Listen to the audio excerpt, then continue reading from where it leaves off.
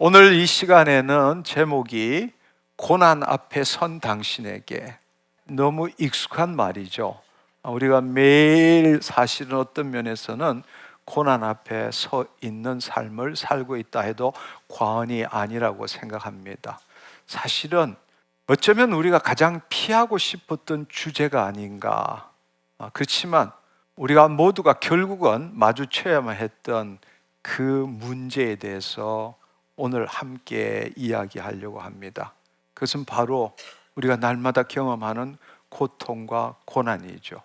사실 우리 신앙생활을 들여다보면 우리는 대부분의 신앙생활이 좀 더 기도하고 좀 더 말씀 보고 좀 더 믿음 생활하는데 초점을 맞추고 있지만, 즉 하나님을 어떻게 하면 닮아갈 수 있을까, 여기에 초점을 맞추는 신앙생활을 하지만 실제로는 매일 맞이하는 가장 힘들고 고통스러운 것, 그것이 바로 고난에 대한 것입니다. 사실 우리 신앙생활의 대부분은 바로 이 고난에 대한 문제입니다. 그럼에도 불구하고 우리는 올바른 답을 얻지 못한 채 방황하고 있는 것이 현실이기도 합니다. 여기에서는 어떻게 하면 하나님을 더 사랑할 수 있을까? 어떻게 하면 더 기도할 수 있을까? 이런 것들을 배우지만 막상 내 일터 삼터로 돌아가면 결국 우리는 문제와 고난 속에서 방황하는 삶을 살고 있습니다. 여러분, 한번 이 시간에 잠시라도 눈을 한번 감아 보시면 좋겠습니다. 당신 삶에서 가장 어두웠던 밤이 언제였는지 한번 떠올려 보십시오.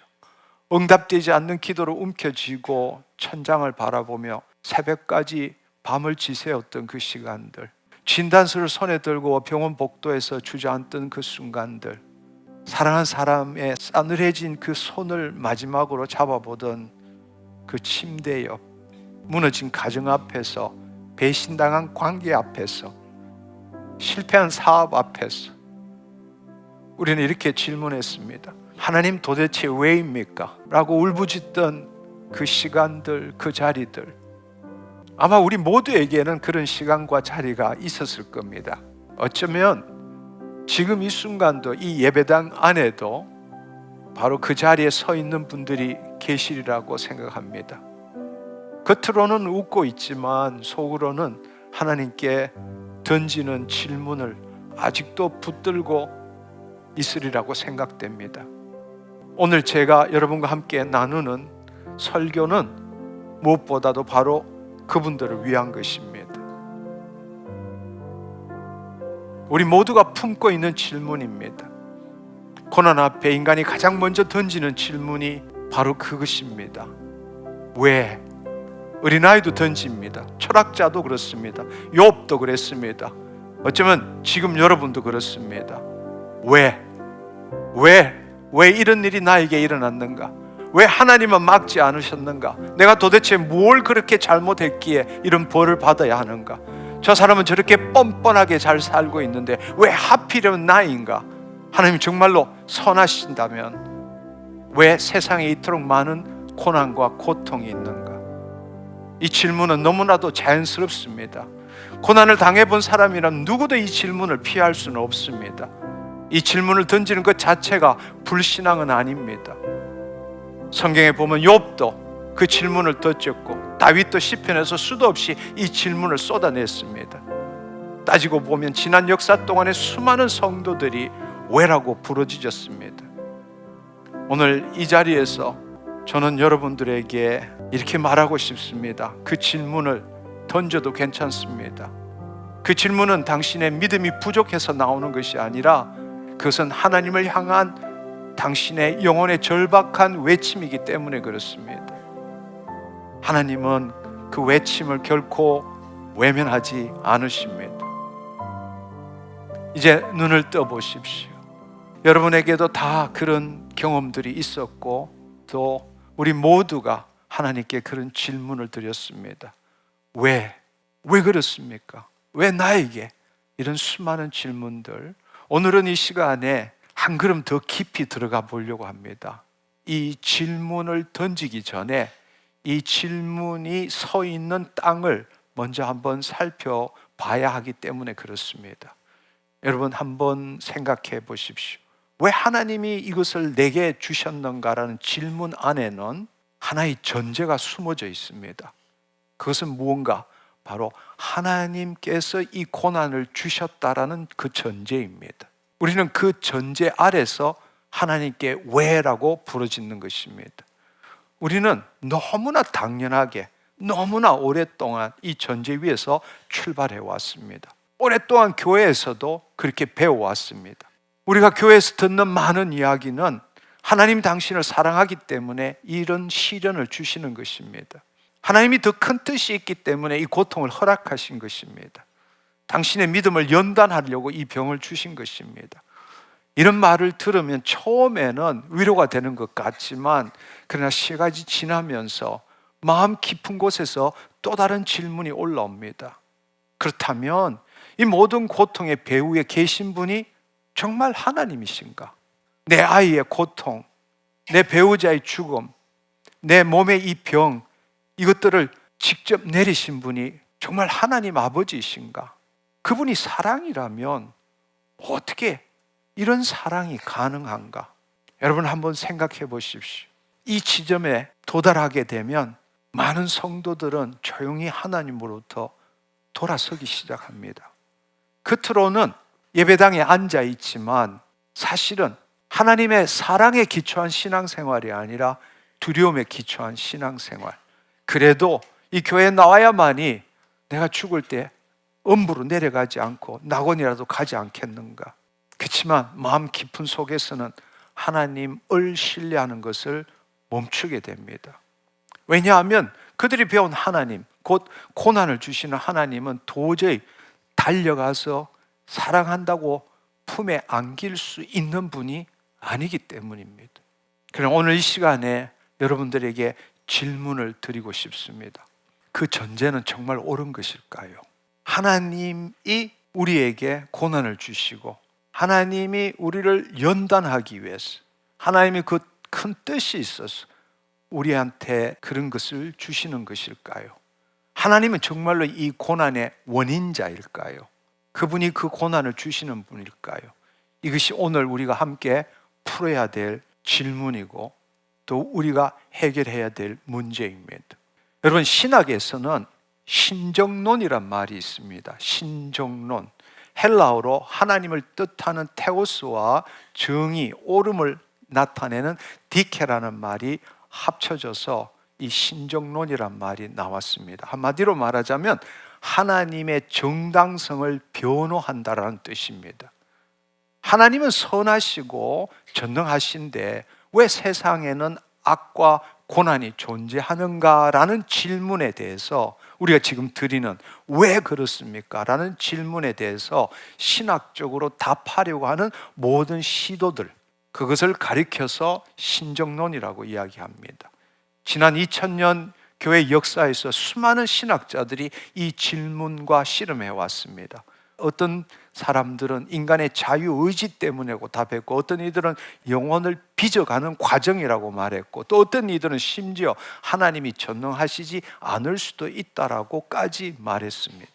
근데 여러분, 우리가 생각해야 될 것은 이 모든 답변에 한 가지 공통적인 구조가 있다는 것입니다. 그것이 뭔가 하면 모두가 하나님을 피고석에 세워놓고 질문을 시작한다는 것입니다. 인간이 당하는 악과 고난이란 증거 앞에서 하나님이 과연 선하신지, 하나님이 과연 전능하신지를 변호하려는 그 구조라는 겁니다. 신학자들은 전제를 하나님이 이렇게 하셨다라는 그 전제 위에 우리는 왜? 라는 질문을 했고, 그 답은 신학자들이 이래서 그럴 수밖에 없다라고 하나님을 변호하는 식으로 지금까지 우리는 해왔다라는 것입니다. 성경이 정말로 그렇게 말하는 것일까요? 하나님은 결코 피고가 아닙니다. 변호를 받아야 할 피고인이 아니라 오히려 우리를 찾아오신 구원자이십니다. 그래서 오늘 이 시간에 우리는 새로운 출발점을 찾으려고 합니다. 지난 2000년 동안 찾지 않았던 새로운 출발점을 찾아보려고 합니다. 성경의 고난에 대한 가장 긴 책이 무엇일까요? 여러분이 알고 있습니다. 욥기입니다. 맞습니다. 욥은 하루아침에 재산을 다 잃고 10자녀를 다 잃어버리고 자신의 몸에 악창이 나서 제 위에 앉아서 기와 조각으로 그 몸을 긁었던 사람입니다. 그리고 그는 물었습니다. 묻고 또 묻고 그랬습니다. 왜? 라는 질문을 42장 중에 무려 40장이 사실은 왜에 대한 질문으로 가득 채워져 있습니다. 그럴 때 친구들이 찾아왔죠. 욥아, 내가 분명 무슨 죄를 지었을 것이다. 하나님은 의로우신 분이니까 내가 고난 당하는 것은 내 죄의 결과일 수밖에 없다. 이렇게 이야기를 했습니다. 바로 그것이 그들이 가진 신정론입니다. 하나님을 대변하는 것이죠. 하나님을 대변하는 신정론이었습니다. 어떻게 보면 굉장히 논리적이고 아주 경건해 보이는 설명이었습니다. 그러나 이 모든 논쟁의 마지막에 하나님은 마침내 응답하십니다. 근데 그 응답이 어떻게 주어졌느냐? 욥기 38장 1절을 보면 그때에 여호와께서 폭풍 가운데 욥에게 말씀하여 이르시되, 폭풍 가운데 하나님이 찾아오셨다는 것입니다. 놀랍지 않습니까? 하나님께서는 욥의 왜라는 질문에 논리적인 답을 주시지 않으셨습니다. 고난의 이유도 설명하지 않았습니다. 단지 그 폭풍 가운데, 그 괴로움 가운데, 그 고통 가운데 나타나셨습니다. 욥이 폭풍 한가운데 있을 때 그 폭풍 안으로 들어오셔서 하나님을 만난 욥이 결국에는 마지막 고백한 것이 뭔가 하면 고난의 이유를 들은 것이 아닙니다. 욥기 42장 5절을 보면 내가 주께 대하여 귀로 듣기만 하였사오나 이제는 눈으로 주를 배움나이다. 이렇게 고백했습니다. 이것은 정말 놀라운 반전입니다. 욥은 설명을 얻지 못했습니다. 그러나 하나님을 얻었습니다. 그리고 그것으로 충분하고 넘쳤습니다. 여러분, 욥의 고난 후의 삶을 마지막에 보면 우리는 그것을 알 수 있습니다. 그래서 오늘 이 시간에 여러분과 함께 나누는 이 고난에 대한 이야기는 설명에 대한 것을 이야기하고자 하는 것이 아닙니다. 오늘 여러분들이 이 말씀을 듣고 돌아갈 때 내 고난은 이런 이유 때문이구나 라는 깔끔한 해답을 가지고 가시도록 하기 위해서 준비된 것이 아닙니다. 오늘 여러분과 함께 이 나누는 말씀은 다른 것을 약속합니다. 고난 앞에 선 당신이 어떤 하나님과 마주치는가, 그것을 함께 발견하고자 하는 것입니다. 고난을 이해하는 길이 아니라 고난 속에서 하나님을 알고 만나는 길을 함께 찾는 것입니다. 그런데 사실은 이 주제, 당신은 정말 악과 고난을 알고 있습니까? 이 주제는 너무나 큰 주제입니다. 우리 신앙생활의 반을 차지하는, 하나님을 향하는 그 외의 모든 삶은 악과 고난 때문에 이루어지는 고통들입니다. 이거는 너무나 큰 주제고 많은 신학적인 배경들이 함께 어우러져야만이 이 문제를 접근할 수 있고 해결할 수 있습니다. 그래서 저는 아무리 노력해도 한 주에 이 모든 말씀을 다 집어넣을 수가 없었습니다. 그래서 오늘부터, 오늘 플러스 2주를 더해서 3주 동안 이 엄청나고 거대한 문제들을 함께 풀어가려고 합니다. 오늘은 첫 주이기 때문에 우리는 늘 하는 왜라는 질문이 합당한 것인가, 그리고 정말 하나님은 모든 고난의 원인자이신가, 이 부분에 대해서 성경적으로 알아보기를 원합니다. 그리고 다음 주에는 고난은 동일한 고난이 아닙니다. 여러 가지 고난이 있기 때문에 고난은 정말 무엇인가, 한마디로 말해서 죄가 뭔지, 악이 뭔지, 시험이 뭔지, 고난이 뭔지, 이 네 가지는 서로 연결되어져 있습니다. 우리가 모든 이 정의를 새롭게 내릴 줄 알아야 합니다. 죄가 있기 때문에 악이 나타나고, 악이 있기 때문에 시험이 우리 앞에 다가오고, 그 시험이 다가왔을 때 우리는 고난을 당할 수밖에 없다는 것입니다. 이 네 가지 문제를 우리가 해결할 때에 비로소 우리는 고난이 어떤 것인가 라는 것을 우리는 이해할 수 있고, 또 그것을 통해서 하나님을 알고 만날 수 있기 때문입니다.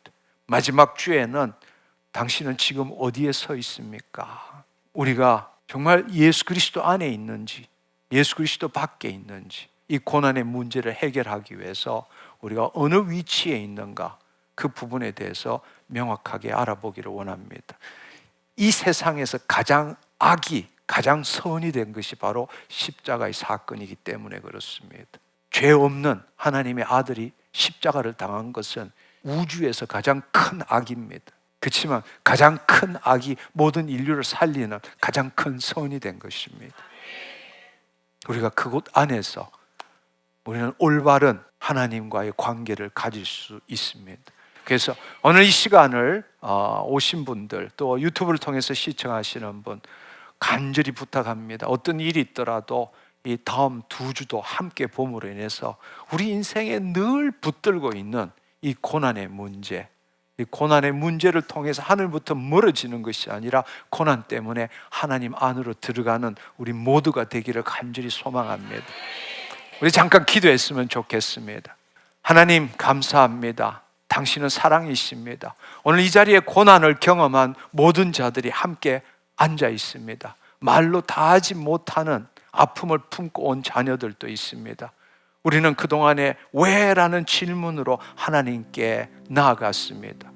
그러나 주님, 왜? 라는 질문을 받아주시되, 그러나 우리를 그 질문에 가두지 말게 하옵시고, 욥도 폭풍 가운데서 주를 만난 것처럼 오늘도 왜? 라는 질문을 갖고 온 우리들에게 말씀 가운데서 주를 만나게 하여 주옵소서.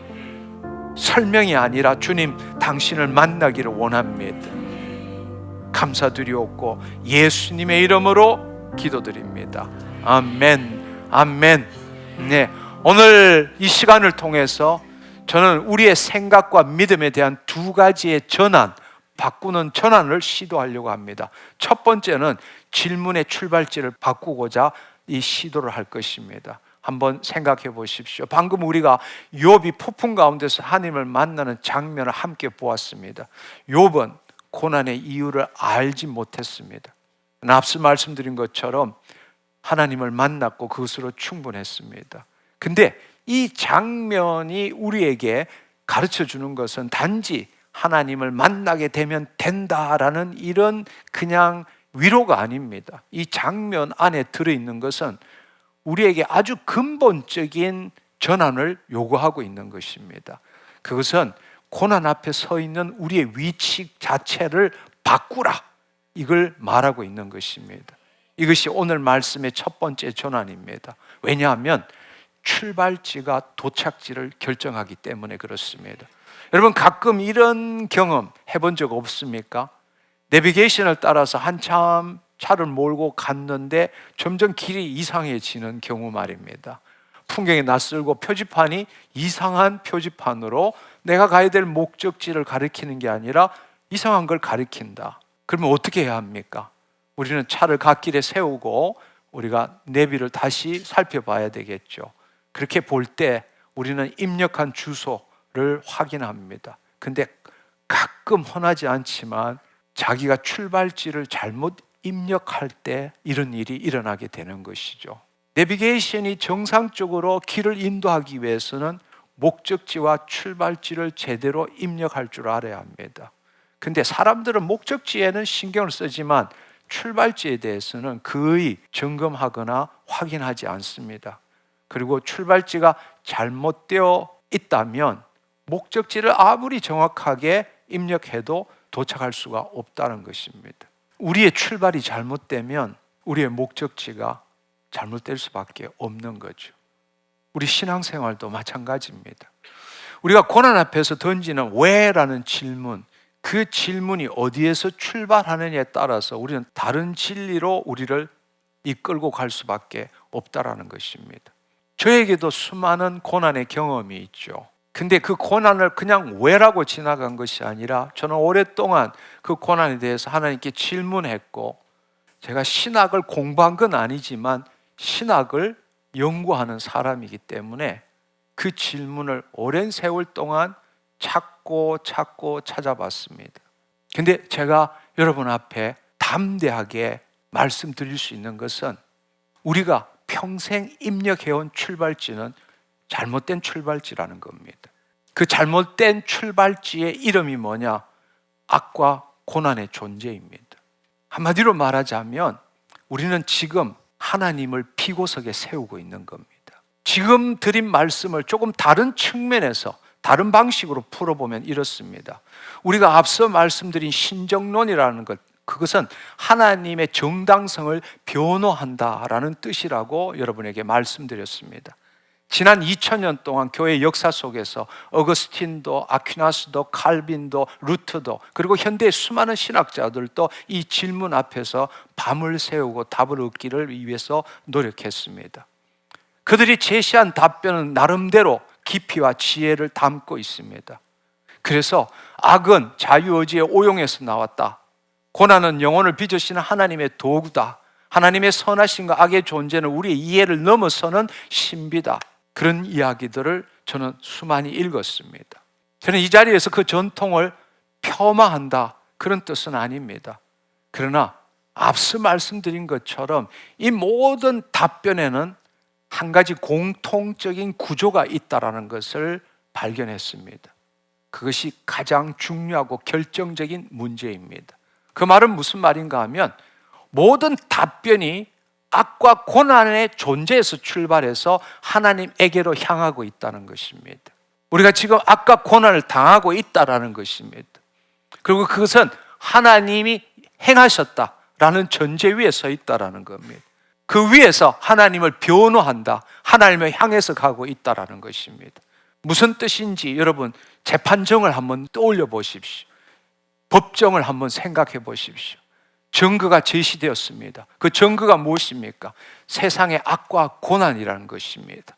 암으로 죽어가는 어린아이, 전쟁터의 시체들, 학대받는 여성들, 재난으로 사라진 마을들, 이 모든 것들이 증거로 재판정에 제시되고 있습니다. 그리고 피고석에 누가 앉아 계십니까? 피고석에 하나님이 앉아 계신 것입니다. 검사가 묻습니다.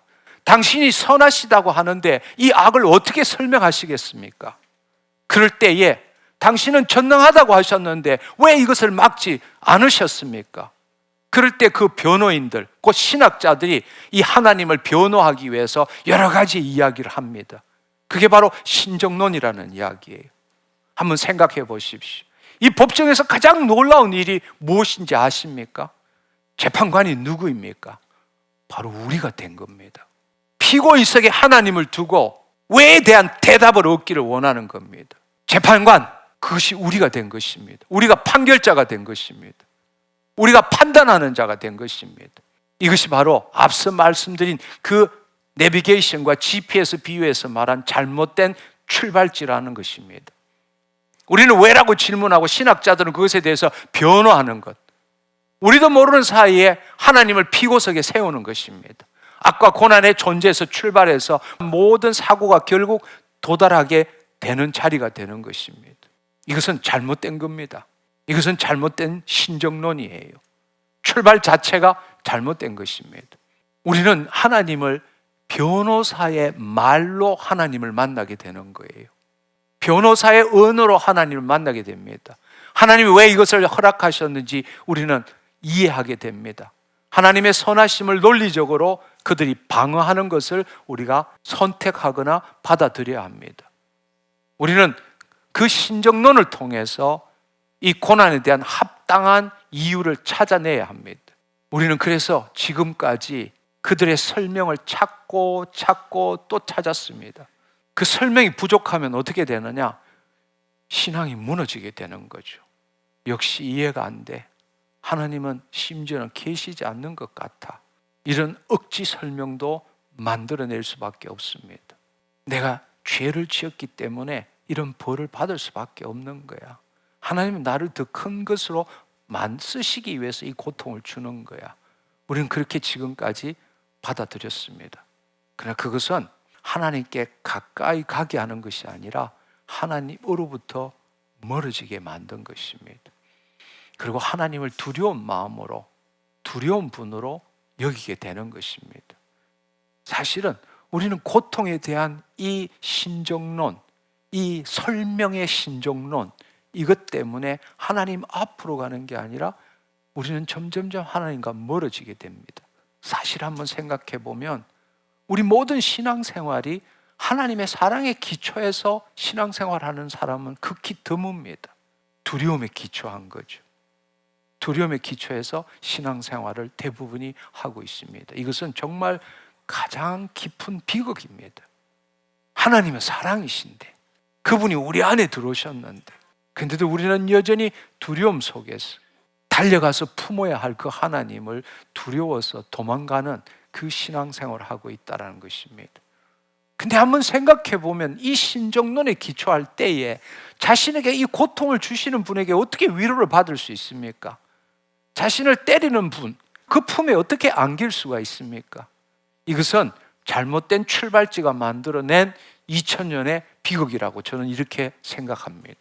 전통적인 이런 신학, 이 고난 신학을 저는 설명의 신정론이다, 설명으로 하나님을 변호하는 것이다, 이렇게 저는 규정하고 있습니다. 그러나 우리는 오늘 이 시간에 다른 출발지를 찾을 수 있습니다. 우리가 앞서 말씀드렸던 욥기를 다시 한번 떠올려 보십시다. 욥기 38장을 떠올려 보면 40장 동안에 왜라고 외쳤을 때에 하나님께서는 어떻게 응답하셨는지 다시 한번 보면 좋을 것 같습니다. 하나님 놀랍게도 욥의 질문에 단 하나도 답하지 않았습니다. 그렇지만 욥기 38장에서 41장까지 하나님은 오히려 욥에게 질문했습니다. 뭐라고 질문했느냐? 욥기 38장 4절을 보면 내가 땅에 기초를 놓을 때 너가 어디에 있었느냐? 너가 깨달아 알았거든 말할지니라. 욥기 38장 16절은 내가 바다의 샘에 들어갔었느냐? 깊은 물 밑으로 들어가 다녀보았느냐? 오히려 이렇게 질문하셨습니다. 욥의 고통을 무시하는 것이 아닙니다. 하나님은 욥의 질문 자체가 서 있는 출발지를 바꾸고자 한 것입니다. 욥아, 너는 지금 심판석에 앉아서 나를 피고석에 세우고 있구나. 그러나 내가 피고가 아니다. 나는 너보다 먼저 있었고 너의 모든 날을 알고 있었고 너가 지금도 내 경륜 안에 있는 자다. 너의 질문을 내가 받아주되 너가 서 있는 자리를 바꿔라. 바로 이것을 말하고 있는 겁니다. 그럴 때에 마침내 욥의 그 출발지를 바꾸고 욥의 고백이 뭐냐? 내가 주께 대하여 귀로 듣기만 하였사오나 이제는 눈으로 주를 배움나이다.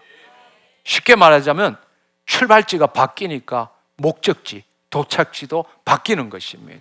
저는 이 새 출발지를 정하는 것을 새로운 신정론이라고 이야기하고 싶습니다.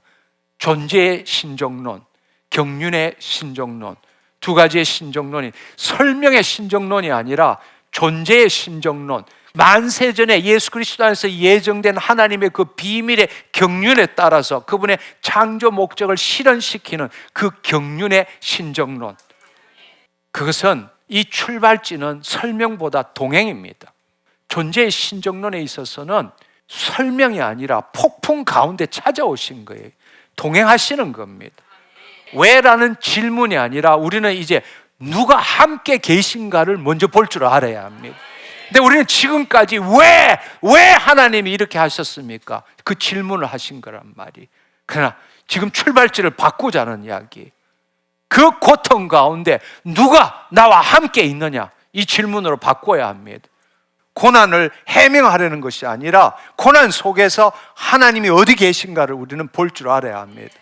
여러분 한번 생각해 보십시오. 어린아이가 무서워할 때에 그걸 한번 생각해 보십시오. 그 아이에게 필요한 것이 무엇입니까? 그 무서움의 원인에 대한 설명이 필요합니까? 아닙니다. 엄마의 품입니다. 엄마가 괜찮아, 엄마 여기 있어. 그 품을 안을 때, 안아줄 때 그 아이의 눈물은 그치는 것입니다. 모든 두려움이 사라지는 겁니다. 그것이 바로 우리 하나님이십니다. 아멘. 하나님이 욥에게 바로 이 일을 한 것입니다. 설명이 아니라 임재였습니다. 논리가 아니라 현존이었습니다. 하나님은 욥의 왜라는 질문에 답하지 않았지만 폭풍 속에 들어오신 것입니다. 그게 바로 답입니다. 우리는 너무나 오랫동안 잘못 안 거예요. 전제를 잘못한 겁니다. 하나님을 피고석에 세운 거예요.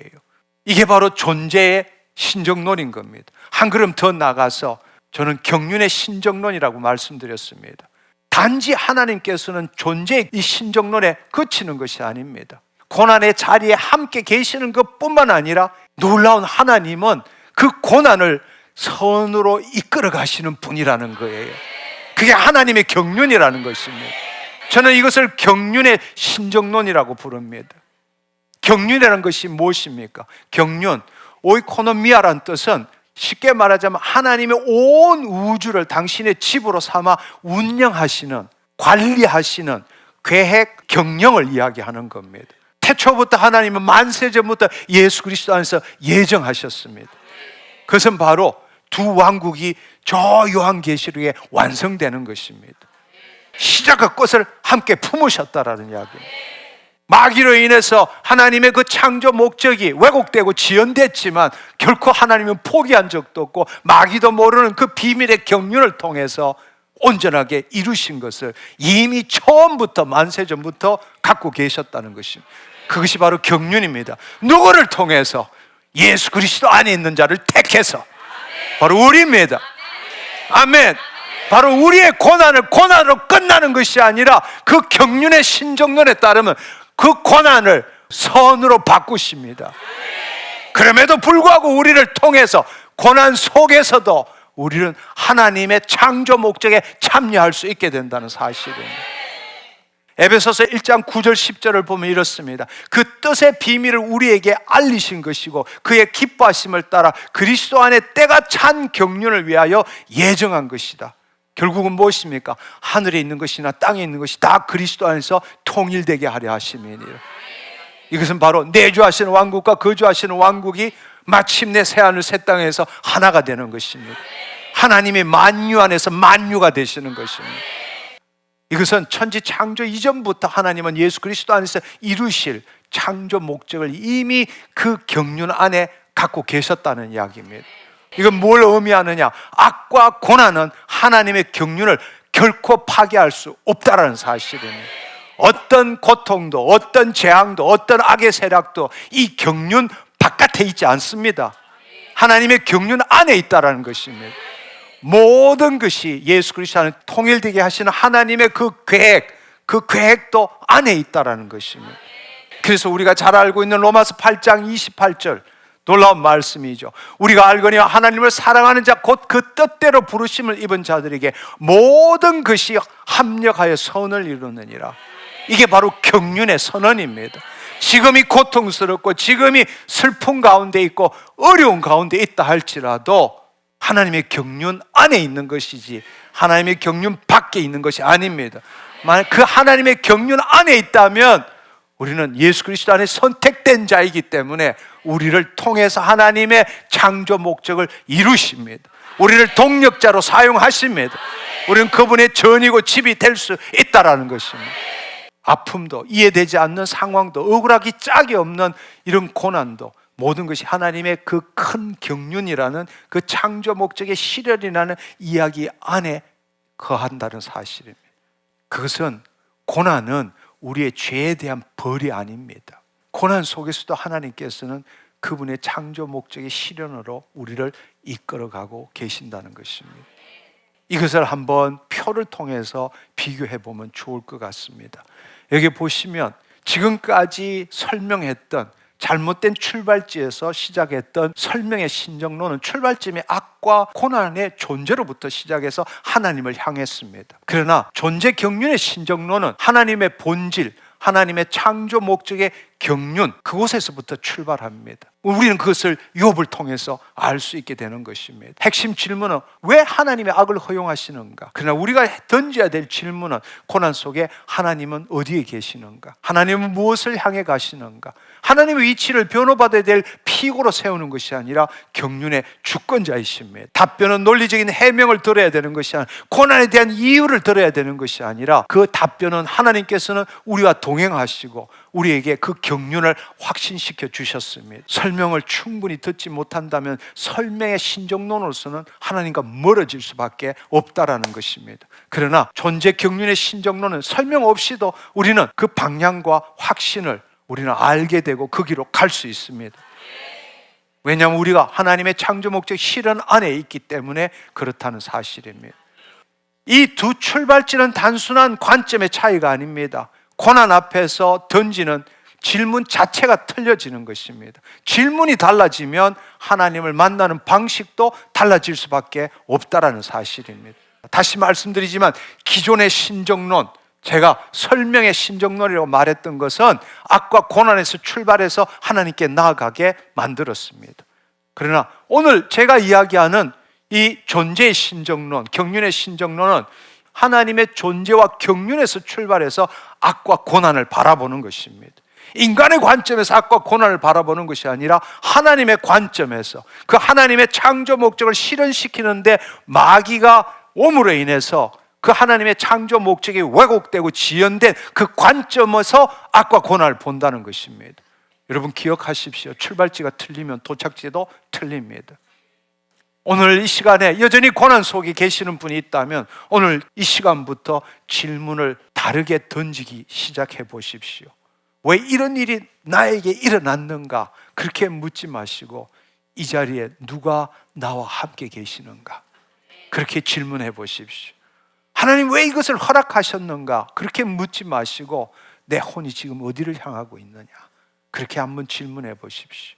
하나님은 결코 고난을 설명해 주시는 분이 아니십니다. 그 고난 속에 들어오셔서 우리와 함께 하십니다. 그리고 그 고난조차도 당신의 그분을 향한 큰 경륜을 파괴하지 못합니다. 그 하나님은 결코 우리에게 고난을 주시는 분이 아닙니다. 조금 있다가 두 번째 전환에 대해서 이야기하겠지만 그것은 하나님이 우리에게 고난을 주신다면 하나님 자신을 파괴하는 것입니다. 하나님은 고난 속으로 들어오시는 분입니다. 우리 이 두 가지를 정말로 여러분들이 오늘 이 시간에 받아들인다면 여러분의 신앙 전체가 바꿔지는 일이 일어납니다. 지금까지 풀 수 없었던 것들을 새롭게 풀게 되기 때문에 그렇습니다. 그렇다면 여러분 우리가 알아야 될 것은 하나님이 우리에게 고난을 주시는 분이 아니고 하나님이 우리와 동행하실 뿐만 아니라 그 고난조차도 하나님의 경륜 속에 들어가 있다면 이제 정말로 풀어야 될 것은 그렇다면 하나님 정말 사랑이신가? 우리가 출발지를 바꾸었지만 정확한 그 답을 얻기 위해서는 정말 하나님이 사랑이신가? 왜냐하면 그 질문을 던질 수밖에 없는 이유는 새 출발지를 알았다 할지라도 여전히 우리 안에는 내가 평생 들어온 하나님은 무서운 하나님, 죄를 살피시는 하나님, 잘못하면 치시는 하나님, 평생 들어온 게 그 말씀입니다. 근데 오늘 갑자기 고난의 원인이 아니시고 고난 속으로 들어오시는 분이다 라고 말씀을 들었지만 정말 그분이 내가 알고 있는 그 하나님입니까? 이 질문을 우리는 계속 가질 수밖에 없습니다. 사실은 어떤 면으로 보면 고난 때문에 우리는 하나님의 본질을 놓쳤습니다. 그러나 우리가 정말 하나님이 사랑이시다, 지금까지 들어왔던 하나님의 섭리, 모든 일에 관여하신다, 그리고 죄에 대한 벌, 이 구약적인 사고방식, 이 잘못된 사고방식을 우리는 평생 동안 신앙생활하며 들어왔고 우리 스스로 그렇게 자책해왔기 때문에 말은 하나님은 사랑이십니다, 하나님은 선하십니다 말하지만 우리는 하나님을 사랑하려고 애쓰고 애쓰는 마음과 목숨과 뜻과 힘을 다해 주 너희 하나님을 사랑하는 일만 열심으로 했지 가만히 있을 때에 넘치는 그 하나님 사랑 때문에 어쩔 줄 모르는 경험을 몇 번 해보셨다는 거예요. 사실 어떤 면으로 보면 내가 사랑하는 하나님은 알고 있지만 나를 사랑하는 하나님을 체험해보지 못한 분이 대부분이다, 그렇게 말할 수 있습니다. 그렇기 때문에 오늘 또 열심히 헌신, 충성, 봉사하는 거죠. 그 동기가 무엇입니까? 그 넘치는 사랑을 나누고 즐기기보다는 그 어떻게든 그 사랑을 얻어내기 위해서 애쓰는 동기로 신앙생활하고 있는 거죠. 그렇다면 우리는 정확하게 이 질문에 대해서 우리는 질문해야 되고 이 질문에 대한 답을 알아야 합니다. 정말 하나님이 사랑이신가? 우리가 배워왔고 들어왔던 하나님과는 너무 차이가 나는 거예요. 이 부분에 대해서 오늘 우리는 성경을 통해서 알아보기를 원합니다. 우리가 평생 들어왔던 말, 익숙한 표현들, 하나님이 주셨다, 하나님이 치셨다, 뭐 이런 이야기들 수도 없이 들어왔습니다. 그래서 우리는 고난을 경험할 때마다 하나님은 뭘 하시는 분인가에서 출발해 왔다는 겁니다. 제가 두 가지 전환인데, 아까는 첫 번째 우리가 출발지는 하나님을 피고석에 세우는 것이 아니다. 하나님은 주권자이시고 경륜을 이끌어 가시는 분이다. 우리가 출발지를 바꿨습니다. 근데 두 번째 이 출발지를 새롭게 생각해야 되는 것은, 지금까지 늘 하나님이 이 병을 주셨다, 하나님이 이 시련을 허락하셨다, 하나님 당신을 연단하신다, 하나님 당신을 징계하신다, 그야말로 수도 없이 들었던 이야기입니다. 근데 제가 오늘 출발지를 바꾸고자 하는 것은 뭔가 하면, 이 모든 말의 전제는 뭔가 하면 하나님이 뭘 하시는 분인가에 초점을 맞췄다는 이야기예요. 우리가 듣는 모든 이야기는 하나님이 어떻게 행하셨다, 하나님이 피조세계에, 하나님이 인간에게 뭘 하셨다로 하나님을 생각해 온 것입니다. 모든 하나님의 행위에 관한 문장들입니다, 우리가 들었던 것은. 근데 이 문장 뒤에 우리가 거의 묻지 않았던, 관심을 가지지 않았던 한 가지 질문이 있습니다. 그것은 뭔가 하면 하나님의 본질에 대한 겁니다. 도대체 하나님은 누구이신가? 우리는 하나님이 우리와 이 피조세계에 뭘 하셨는가? 여러분, 우리가 칼빈 신학에서 말하는 게 무엇입니까? 능력, 통치, 예정, 창조, 섭리, 구원, 이런 이야기예요. 그 모든 것이 우리에게 뭘 하셨는가잖아요. 우리는 하나님을 그렇게 알아온 거예요. 그렇지만 한 번도 우리가 관심을 가지지 않았던 하나님의 본질, 하나님 도대체 누구이신가? 왜냐하면 행위는 본질에서 흘러나오기 때문입니다. 모든 행위는 본질에서 흘러나오는 겁니다. 사람이 누구인지를 모르고 그 하는 행위를 통해서 평가할 수는 없는 겁니다. 사과나무인지 가시나무인지 알아야 그 열매를 이해할 수 있습니다. 하나님이 누구이신지를 알아야 하나님이 우리에게 무엇 하시는지도 이해될 수 있다는 말입니다. 근데 우리는 신학자들도 하나님이 누구이신지에 대해 묻지 않은 채 하나님은 무엇을 하신다로만 정의하고 지금까지 설명해 왔던 것입니다. 그 결과로 우리는 종종 하나님의 존재와 모순되는 행위를 하나님께 돌려왔습니다. 모순되는 이야기를. 하나님이 사랑이신데 하나님이 우리에게 벌 주신다. 사랑이기 때문에 벌 주신다. 그럴듯해 보이지만 여러분, 사랑이 고난과 벌과 같이 될 수는 없는 겁니다. 근데 우리는 답을 얻지 못하기 때문에 사랑이기 때문에 벌 주시는 거다, 이렇게 하나님께 돌려드린 겁니다. 우리가 이것이 얼마나 신학적으로 오류인지를 우리는 오늘 이 시간을 통해서 다시 한번 보기를 원합니다. 출발지를 바꾸는 거죠. 그것은 뭔가 하면 하나님이 뭘 하시는 분이신가가 아니라 하나님은 누구이신가, 이 부분에 우리가 다시 출발지를 바꾸자는 것입니다. 하나님은 뭐를 가지신 분이 아니라 이신 분이십니다. 하나님은 뭘 하시는 분, 뭘 가지신 분이 아니라 하나님이 이신 분. 이 성경에 보면 놀랍게도 세 가지를 말하고 계십니다. 하나님 우리에게 뭘 하신다가 아니라 하나님은 이다. 하나님은 사랑을 가지고 있다고 말한 적이 없어요. 하나님은 사랑이십니다. 하나님이 사랑을 가지고 있다면 경우에 따라서 사랑을 나타낼 수도 있고 안 나타낼 수도 있습니다.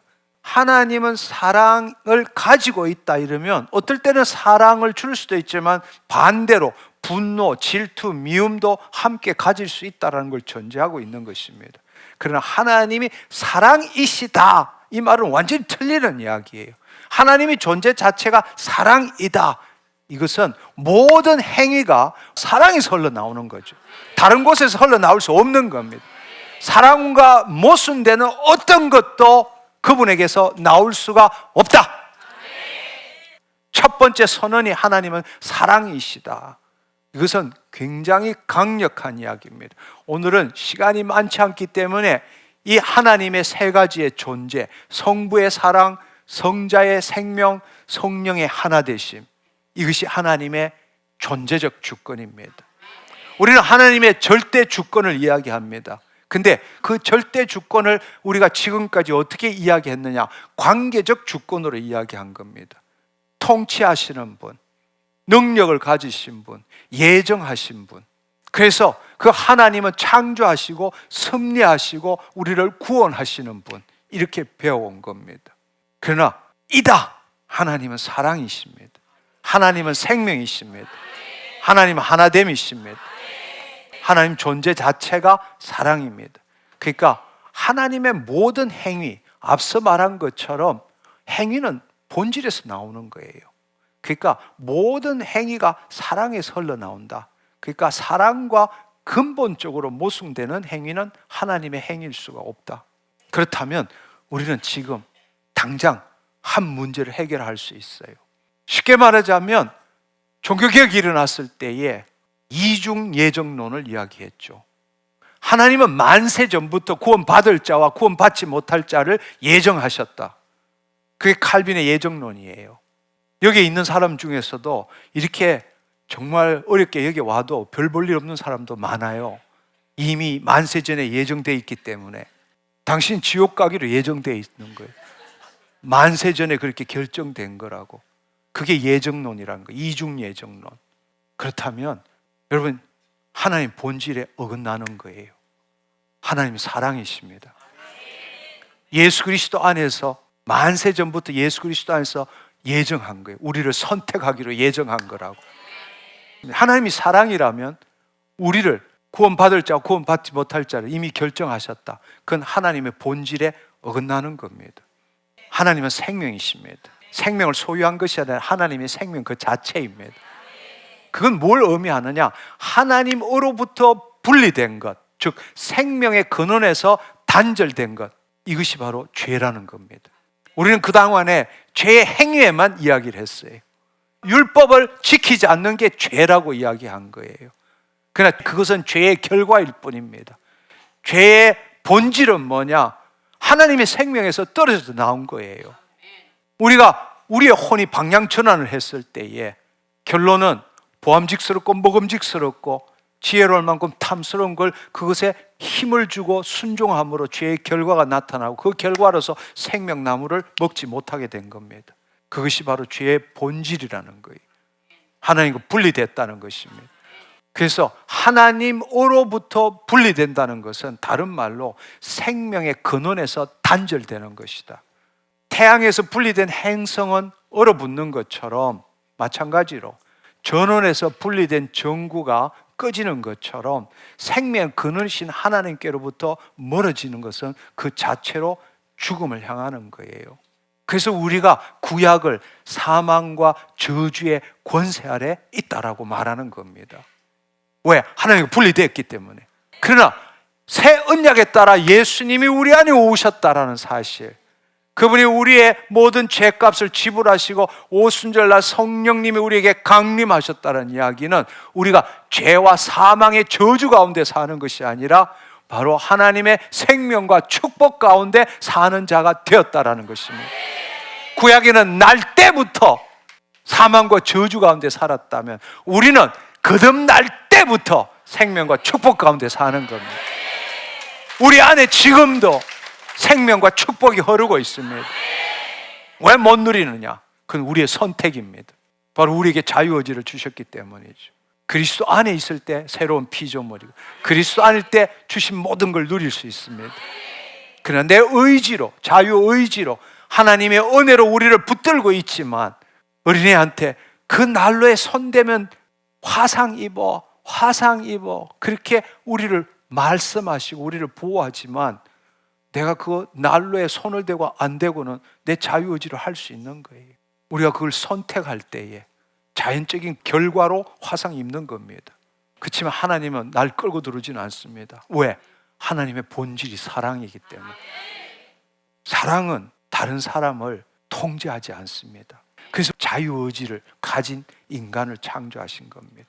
이제 고난에 대한 것 다음 주에 이야기하겠지만 조금 이해가 되는 것은 이제 고난의 실마리가 보입니다. 우리가 지금 새 언약, 신약 가운데 있다면 우리는 거듭날 때부터 생명, 축복, 권세 아래 있는 겁니다.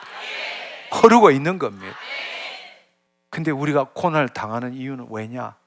고난의 많은 부분들은 바로 우리가 그분의 그 영광의 쉴드 밖으로 우리 스스로가 나갔기 때문입니다. 근데 우리는 지금까지 그걸 뭐라고 부르느냐? 죄에 대한 벌이라고 생각해 왔던 거예요.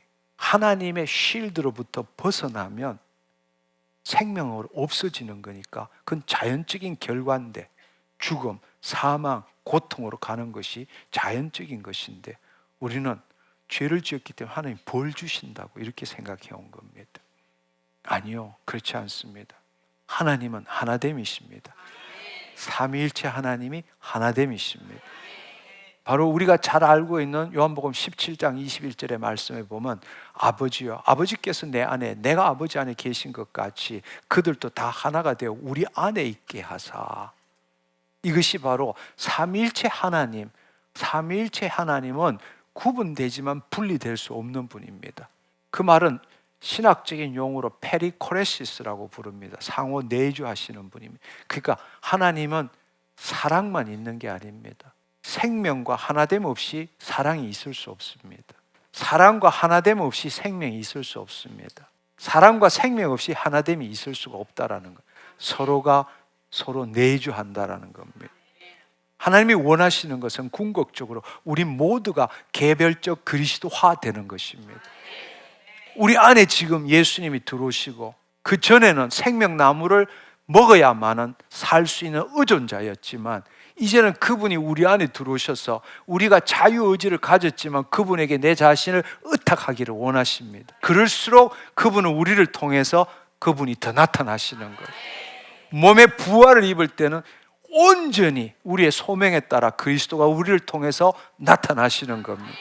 그게 개별적 그리스도의 완성이 되는 겁니다. 한마디로 말하면 삼일체 하나님이 하나이신 것처럼 우리도 예수 그리스도 안에서 우리도 하나고 우리 모두가 하나님과 하나 되는 것입니다. 만유 안에 하나님이 만유가 되시는 것이죠. 이것은 서로 분리될 수 있는 속성이 아니라는 겁니다. 사랑, 생명, 하나됨도 페리코레시스 한다는 것입니다. 이것이 하나님의 존재적 본질입니다. 우리는 지금까지 하나님의 절대 주권을 관계적 주권으로만 생각해 왔지만, 하나님이 누구이신가를 따지는 것이 바로 존재적 주권이라는 거예요. 근데 우리는 이 존재적 주권을 제대로 알지 못했다라는 겁니다. 저는 오늘 이 시간에 신학적으로 뭐 어떻고 저떻고 이런 이야기를 하려고 하는 것이 아닙니다. 하나님이 누구이신가, 하나님이 누구이신가를 가장 분명하게 보여주는 증거는 신학자의 주장이나 그들의 논문이 아닙니다. 어떤 교리도 아닙니다. 하나님이 누구이신가를 보여주시는 것은 바로 예수 그리스도이십니다. 왜냐하면 삼위일체 하나님이시기 때문에, 서로가 페리코레시스하기 때문에 그렇습니다. 분리될 수 없기 때문입니다. 예수님께서 어떻게 말씀하셨습니까? 이렇게 말씀하셨어요. 요한복음 14장 9절에 보면, 나를 본 자는 아버지를 보았거나 어찌하여 아버지를 보이라 하느냐. 또 히브리서 1장 3절에 보면, 이 아들은 하나님의 영광의 광채시고 본체의 형상이라. 형상, 아이콘, 하나님을 나타낸다는 것입니다. 따라서 예수님의 삶과 사역을 보면 바로 하나님 아버지의 성품과 그분의 의지가 무엇인지, 즉 그분이 누구이신지를 알 수 있다는 것입니다. 그걸 우리가 한번 생각해 보십시오. 왜냐하면 예수님께서 친히 이렇게 말씀하셨어요. 요한복음 5장 19절에 보면, 아들이 아버지 하시는 일을 보지 않고는 아무것도 스스로 할 수 없나니 아버지께서 행하시는 그것을 아들도 그와 같이 행하느니라, 이렇게 말하고 있습니다. 여러분 한번 생각해 보십시오. 핵심은 아주 심플합니다. 하나님이 고난을 주시는가? 하나님이 우리에게 고난을 주셨다면 삼위일체 하나님이십니다. 예수님도 이 땅에 오셔서 우리를 징계하시고 고난을 주셔야 합니다. 그렇지 않습니까?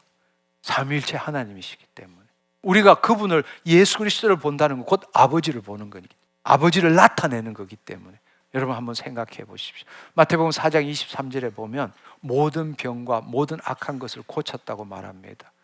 이것은 예외가 없다는 이야기죠. 만약 고난이 하나님의 교육적 도구라면, 하나님의 연단의 수단이라면, 왜 하나님의 완전한 계시신 예수님은 그 도구를 사용하는 게 아니라 오직 제거하는데 공생의 사역을 다 했겠습니까?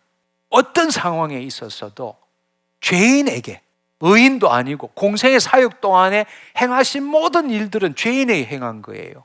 그 죄인에게 단 한 번도 고난, 연단, 징계 준 적이 있습니까? 없습니까? 없습니다. 만약에 하나님이 교육을 위해서 우리에게 고통과 질병, 우리를 성숙시키기 위해서 징계하셨다면 예수님도 그렇게 하셔야 합니다. 그렇지만 예수님께 너의 영혼을 성장을 위해서 내가 이 병을 주노라 이런 적이 있었습니까? 아니요. 오직 자유를 주셨습니다. 온전함을 주셨습니다. 이것에 대한 결정적인 질문이 요한복음 9장에 나옵니다. 요한복음 9장에 보면 이 사람이 맹인으로 난 것이 누구의 죄로 인한 것입니까? 자기이니까? 그의 부모니까? 그러니까 이걸 누가 질문했어요? 제자들이 질문했어요. 근데 제자들의 머릿속에는 어떤 관념이 들어있죠? 전통적 고난 신학을 갖고 있는 겁니다. 한마디로 말하면 고난 이꼬르 죄의 결과, 고난 이꼬르 죄의 결과, 하나님이 주신 거, 이게 머리에 박혀 있는 겁니다. 그래서 제자들은 원인을 찾고자 했던 것이죠. 어떤 죄를 지었길래 이 사람이 날 때부터 맹인 되었느냐. 근데 요한복음 9장 3절은 다르게 이야기하고 있습니다. 이 사람이, 그 부모가 죄를 범한 것이 아니고 그에게 하나님이 하시는 일을 나타내고자 하심이니라. 아멘. 한마디로 말하자면 고난과 죄는 직접적인 인과관계가 없다. 질문의 방향을 완전히 바꿔버린 겁니다.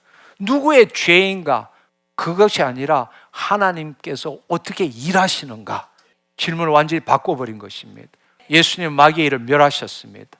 그러니까 이 말은 하나님이 함께 하심, 이 말은 마귀에 눌린 모든 자들을 다 해방시킨 거죠. 우리가 그 사실을 본다면 하나님은 우리에게 죄 때문에 고난을 준다. 이건 있을 수 없는 일이라는 겁니다. 성부 하나님이 고난을 주시는데 성자 하나님이 그걸 없앤다면 삼위일체 하나님을 망가뜨리는 일이 되는 거죠. 이건 있을 수 없다라는 겁니다. 근데 놀라운 사실은 예수님께서는 고난받는 자와 함께 하셨죠. 늘 함께 하셨습니다. 나사로가 죽었을 때도 눈물을 흘리셨습니다. 부활의 능력을 가지셨는데도, 죽음을 이길 수 있는 힘이 있었는데도, 근데 주님께서는 눈물을 흘리시더라 이렇게 말씀하셨습니다. 이것이 하나님의 성품인 거죠. 다시 한번 말씀드리자면 하나님은 고난의 원인자가 아니라 고난 당하는 자와 함께 계시는 분이고, 그럼에도 불구하고 그분의 경륜을, 우리를 통해서 그분의 경륜을 이루어 가시는 분이다. 그래서 우리가 다시 한번 생각해 보면 하나님이 너를 사랑하셔서 이 병을 주셨다. 하나님이 너의 죄 때문에 이 시련을 주셨다. 하나님이 너를 더 큰 것으로 쓰기 위해서 이 고통을 주신 거다. 이것은 결코 우리에게 위로가 되는 것이 아니라 우리를 더 어둠 속으로 밀어넣는 것과 같다는 것입니다. 자녀를 잃은 어미가 만약에 이 이야기를 듣는다면 결국은 하나님이 자기 자식을 빼앗아가게 되는 거잖아요. 암 진단을 받은 성도가 하나님이 이 병을 주셨다 이렇게 이야기하면 얼마나 큰 고통 속에 있겠어요. 결코 하나님께 갈 수가 없는 겁니다. 자기의 죄에 대해서 자책하거나 끊임없이 찾아도 답을 얻지 못하는, 그러면서 점점 하나님부터 멀어지는 그런 신앙생활을 할 수밖에 없다라는 겁니다. 근데 우리가 이 전통적인 고난 신학에서 가장 주장을 많이 하는 구절이 뭔가 하면 히브리서 12장에 보면 하나님이 사랑하는 자에게 징계하신다, 이 이야기를 들고 있습니다. 그렇지만 오늘은 그 질문에 이것을 해석하기가 시간이 없지만 우리가 한 구절만 봐도 이것은 잘못 해석된 것이다 를 알 수 있습니다. 이 히브리서 12장 10절에 보면 징계의 목적을 분명히 이야기하고 있습니다. 하나님은 우리의 유익을 위하여 그의 거룩하심에 참여하게 하시느니라. 아멘. 이 본문 자체가 말하는 것이 처벌이 아닙니다. 하나님의 본질은 사랑, 생명, 하나됨으로써 회복인 거죠. 우리의 유익을 위하여. 우리 유익을 위하기 위해서 어떻게 징계합니까? 채찍질합니까? 잘못된 해석이에요. 그것은 우리의 신학의 틀에 맞추어서 해석하기 때문에 그런 일이 일어난 것입니다. 여기는 바로 우리의 유익을 위해서, 그리고 거룩하심에 참여하도록, 그분의 경륜에 참여하도록, 이것은 결코 죄에 대한 벌이 아니라는 것입니다.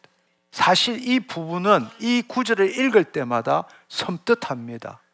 나 징계받지 않을까?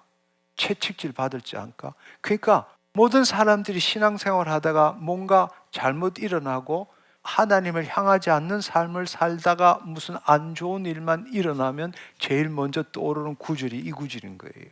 징계받았다. 내가 그럴 줄 알았다. 하나님 치실 줄 알았다. 늘 우리는 그 속에서 살고 있는 겁니다. 아닙니다. 그렇지 않습니다. 사실 이것은 두려움의 본문이 아니라 위로의 본문입니다. 우리를 유익하게 함으로 그분의 거룩하심에 참여할 수 있도록 하기 위한 것입니다. 여러분, 더더구나 놀라운 사실은 누가복음 15장을 생각해 보세요. 죄 중에 죄가 바로 둘째 아들 그놈이잖아요. 탕자 중에 탕자잖아요. 아버지를 아버지라 여기지 않고 아버지 죽기도 전에 분깃 받아가 자기 원하는 대로 살았던 그 죄의 결과로서, 하나님 아버지와 분리된 그 죄의 결과로서 그는 고난 속에 살았잖아요. 돼지가 먹는 취업나무 열매도 못 먹는 그 삶을 살았잖아요. 그럼에도 불구하고 그 아버지 집에는 나보다 나은 품꾼들이 얼마든지 많기 때문에 나는 아들이 아니라 품꾼으로도 쓰임 받겠다고 아버지 집에 갔을 때에 아버지가 그것에 대해서 벌 주셨습니까? 아니요.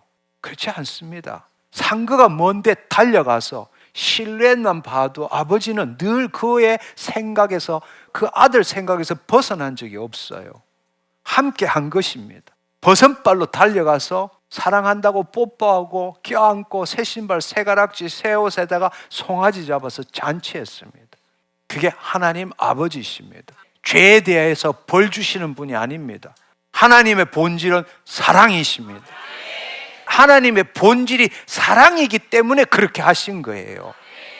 이 존재적 주권, 하나님이 사랑이시기 때문에, 하나님이 생명이시기 때문에, 하나님이 하나됨이시기 때문에 그 자체가, 하나님 나라 그 비유가 하나님의 사랑, 생명, 하나됨을 나타내고 있는 거예요. 다시금 아들로 받아들였다. 사랑이기 때문에 상거가 먼데 가서 그 아들을 붙든 거예요. 생명이기 때문에 다시 아들로 삼아준 거라고. 하나됨이기 때문에 모든 걸 다 베푼 거라고. 욥의 친구들은 설명의 존재론으로 이야기를 했죠. 욥한테. 근데 욥의 친구들도 경건한 자들이었습니다. 나름대로 신학적으로 체계가 있는 자들이었어요. 너가 죄를 지어서 이 고난이 온 것이다. 회개하면 하나님 다시 복 줄 거다고 했지만, 이게 바로 지금 우리가 수도 없이 들어왔던 이 설명의 신정론입니다. 근데 하나님께서는 누가 옳다고 했습니까? 욥기 42장 7절을 보면 너희가 나를 가리켜 말한 것이 내 종 욥이 말한 것 같이 옳지 못하니라. 하나님도 옳지 못하다고 했습니다. 설명의 신정론, 옳지 못하다고 이야기한 것입니다. 얼마나 이것은 중요한 말인지 모릅니다. 그래서 우리는 오늘 이 시간을 통해서 우리가 하나님의 주권을 새롭게 이해할 줄 알아야 한다. 하나님의 주권을 새롭게 이해할 줄 알아야 되는데, 표를 보시면 세 가지의 주권입니다. 여러분, 여기 보면 존재적 주권입니다. 우리가 지금까지 알아왔던 하나님은 관계적 주권입니다. 하나님은 무엇을 하시는가? 역사 속에서 허용하고 심판하고 섭리하고 회복하는 수많은 이야기들을 우리는 들어왔습니다. 그러나 하나님은 누구이신가? 사랑, 생명, 하나됨이시라는 겁니다. 존재적 주권의 기초에서 관계적 주권이 실현되는 겁니다. 본질에 의해서 행위가 나타나기 때문입니다. 그렇다면 이 본질에, 하나님의 존재적 주권에 어긋나는 이 관계적 주권은 잘못된 겁니다. 수정돼야 됩니다. 세 번째로는 뭔가 하면 경륜의 전환적 주권입니다. 그 말은 하나님이 어디로 이끄시는가? 우리가 당하는 악과 고난조차도 선으로 바꾸시는 경륜을 이루어 가시는 분이다. 그게 전환시킨다. 악을 선으로 전환시킨다.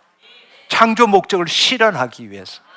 이 세 가지의 주권입니다. 이것을 조금 더 어렵게 이야기하면 관계적 주권에 따른 모든 통치는 행위적이죠. 관계적 주권에 따른 모든 통치는 존재적 주권에 따른 기본이 존재적 주권에 기초해야 된다는 겁니다.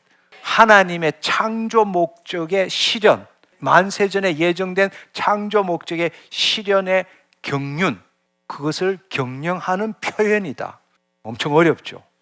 그래서 여기다 다시 썼어요. 하나님이 역사 속에서 뭘 하시든 간에 창조하시고 섭리하시고 구원하시고 이런 행위적인 거, 그분의 본질, 사랑, 생명 하나됨에서 흘러나온다. 즉 존재적 주권에서 흘러나온다. 그리고 그 창조 목적이 뭐냐? 그리스도 안에서 모든 걸 통일시킨다. 다른 말로 두 왕국이 하나가 되게 한다. 그것을 향해서 움직인다. 그러니까 하나님의 관계적인 주권은 결국에는 어디를 향해서 나가느냐? 창조 목적을 향해서 나간다. 그게 전환적 주권이라는 거예요. 좀 쉽게 이해됐죠? 하나님은 자신의 본질과 모순되는 방식으로 행동할 수 없다라는 겁니다. 따라서 결론적으로 한마디로 말하자면 디모데후서 2장 13절에 보면 주는 항상 미쁘시니 자기를 부인할 수 없음이심이니라.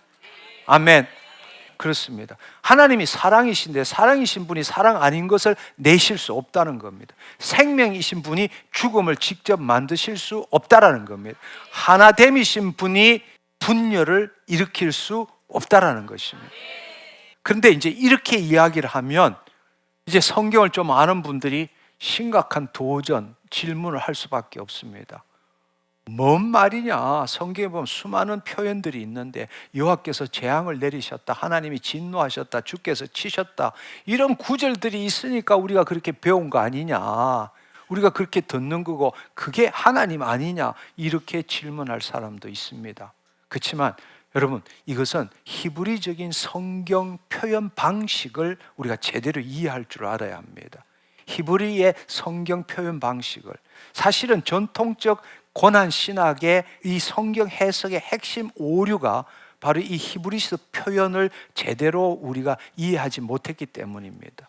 이것은 히브리 문학에서는 이 인과관계를 표현할 때 직접적인 원인과 허용적 원인을 구분하지 않는 경우가 대부분입니다. 쉽게 이야기해서 예를 들어 봅시다. 출애굽기에 보면 바로에 대해서 이야기를 할 때에 출애굽기 4장 21절에 보면 내가 그의 마음을 완강하게 하리니, 이렇게 이야기했어요. 하나님이 그의 마음을 완강하게 하려니와, 이렇게 이야기했어요. 근데 출애굽기 8장 15절을 보면 바로가 그의 마음을 완강하게 하였더라. 이해가 되나요? 똑같은 이야기인데 하나는 하나님이 하셨다고, 하나는 바로 지가 했다, 이렇게 표현하는 거잖아요. 그러니까 동일한 사건을 각각 하나님의 행위와 바로 자신의 행위로 기술한 겁니다. 근데 이것은 뭔가 막 히브리적으로 볼 때는 하나님의 궁극적인 주권을 표현하는 히브리적인 표현이라는 거예요. 이거 수도 없이 많지만 한 가지 더 이야기를 들어봅시다. 다윗의 인구조사 사건을 보면 사무엘 하에 24장 1절에 보면 여호와께서 다시 이스라엘을 향하여 진노하사 그들을 치시려고 다윗을 충동하사, 이렇게 표현했습니다. 하나님이 다윗을 충동했다는. 근데 역대상 21장 1절에 보면 동일한 사건을 사단이 일어나 이스라엘을 대적하고 다윗을 충동하여 라고 기록한 겁니다. 동일한 사건인데 하나는 하나님의 행위고 하나는 사탄의 행위로 기술한 거예요. 동일한 사건인데 이게 바로 히브리적인 표현법이라는 겁니다. 하나님의 절대 주권을 강조하기 때문에 이것은 모순이 아닙니다. 잘못 기록된 게 아닙니다. 히브리적 문학의 고유적인 표현 방식일 뿐입니다. 하나님이 직접 행하신 게 아니라는 이야기입니다. 하나님은 고난의 직접적인 원인자가 아니라는 겁니다. 또 다른 예를 이사야 10장 5절에도 보면 아수르 사람은 화 있을진저 그는 내 진노의 막대기요. 쉽게 말하자면 하나님이 아수르를 도구로 허용하셨다는 뜻입니다. 그렇지만 그 다음에 보면 이사야 10장 7절은 또 이렇게 말합니다. 그의 마음의 생각은 이 같지 아니하고 다만 그의 마음은 허다한 나라를 파멸하며 멸절하려 하는도다. 이것은 뭘 의미해요? 도구의 의도와 하나님의 의도는 전혀 다르다는 이야기입니다. 하나님은 이스라엘을 돌이킴을 목적으로 하셨으나 아수르는 오직 자신의 제국의 야욕으로 이스라엘을 파괴한 것이죠. 그렇지만 이사야 10장 12절에는 하나님이 그 도구를 다시 심판하신다고 말씀하신 거예요. 바로 히브리적인 표현을 제대로 이해하지 못하면 치명적인 오류가 일어나죠. 다른 말로 말하자면 하나님이 악의 직접적인 원인자가 되는 겁니다. 그리고 하나님의 존재적 본질과 관계적 본질이 모순이 되는 일이 일어나는 겁니다. 하나님 사랑 생명 하나됨이라면 결코 하나님께서 악과 고난의 원인자가 될 수 없다라는 겁니다. 근데 이렇게 우리가 잘못 해석하면 악과 고난의 원인자가 되는 것이죠. 하나님은 허용하시되 사실은 허용된 도구의 악의에는 책임이 없는 거죠. 아수르가 이스라엘을 치도록 한 거지만 그것을 하나님이 아수르를 도구로 사용했다 하지만 사실은 아수르가 본래 악을 갖고 있기 때문에 이걸 친 거잖아요. 그렇잖아요. 그렇기 때문에 악에는 허용된 도구로 사용했지 악에 대한 책임이 하나님께 있는 게 아니라는 이야기입니다.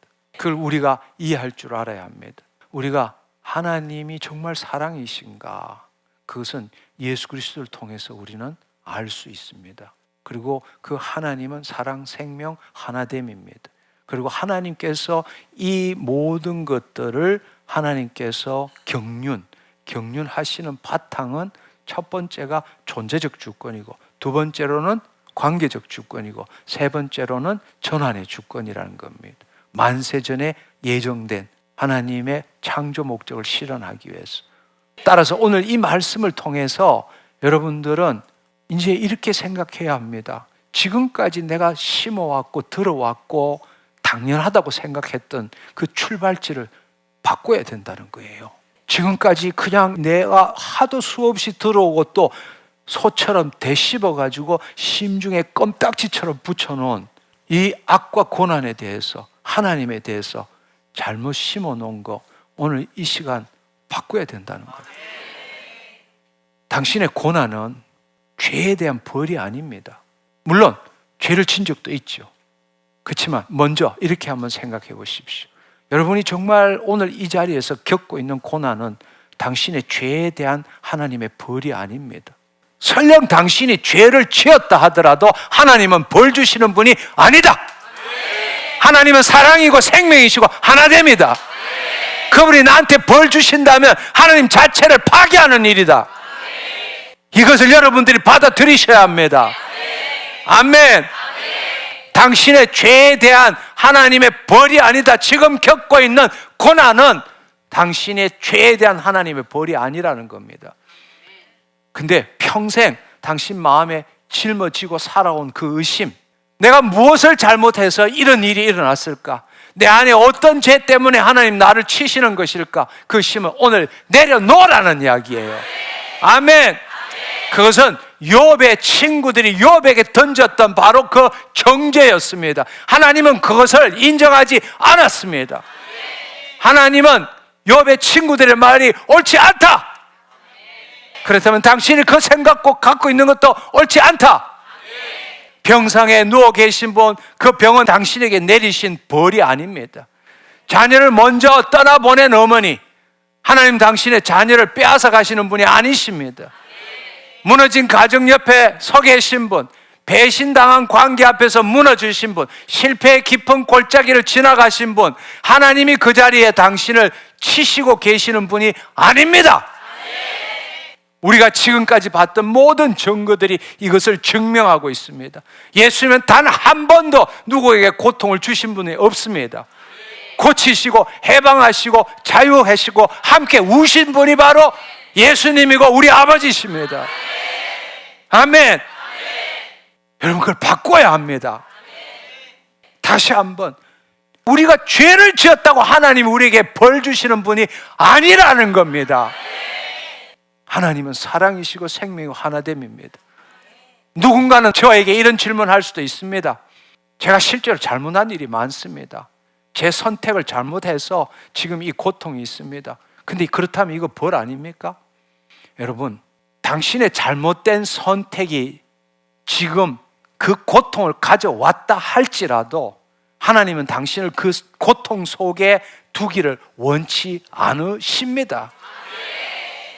단 한순간도 원치 않습니다. 설령 당신이 죄를 지어서 그 고통에 있다 할지라도 그 고통은 당신의 죄값이 아니라는 이야기예요. 왜? 하나님은 죄를 지었다 할지라도 우리에게 벌 주시는 분이 아니기 때문입니다. 당신이 죄를 지어서 그 고통 속에 있다 할지라도 하나님은 우리를 심판하는 게 아니라 지금 그 가운데 함께 계시고 당신을 하나님의 그 경륜 안에 참여시키기를 원하신다는 이야기예요. 그것이 바로 우리가 읽었던 누가복음 15장이에요. 둘째 아들이 자기가 선택한 거라고, 자기가 죄를 지은 거라고, 그래서 자기가 고난을 받고 그 고통 속에 있는 거라고. 그렇지만 하나님은 벌 주시지 않았어요. 그가 아버지 집으로 돌아오지 않았다면 그는 자연적인 결과로서 죽을 수밖에 없어요. 사망으로 갈 수밖에 없었어요. 근데 우리는 하나님 안에 있는 거예요. 근데 문제는 내가 죄를 지었다는 것은 하나님의 그 쉴드 밖으로 나왔다는 이야기예요. 하나님은 지금 하시는 일이 뭐냐? 우리 안에 계시면서 기다리는 게 방향을 바꿔라. 아버지 안으로 와라. 아멘.